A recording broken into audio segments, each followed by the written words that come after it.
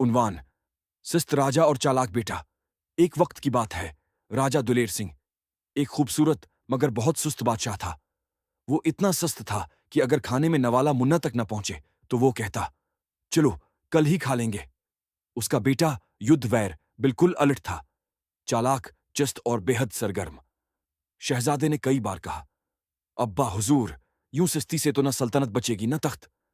राजा जमाई लेते हुए कहता, बेटा, बादशाही का असल मज्जा ही आराम में है।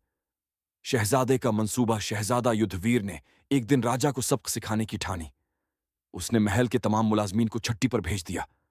राजा सुबह उठा तो न नाश्ता, न तख्त, न जोते, न पंखा।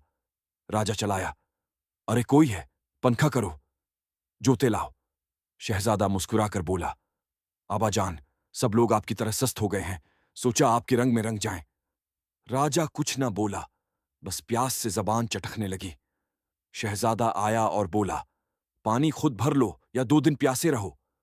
राजा लंगड़ाता, थोड़ा झंझलाता, खुद कनवे तक गया, पानी भरा और पहली बार पसीना बहाया। बदला हुआ राजा 2 दिन में राजा को समझ आ गया कि बगैर मेहनत के न खाना मजा देता है न बादशाही। अगले दिन राजा महल के बाग में पौधे लगा रहा था। लोग हैरान।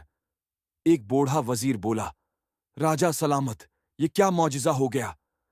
राजा हंसा, बेटे ने सुस्ती का जहर निकाल दिया, अब लगता है मैं भी जीता जागता इंसान हूं।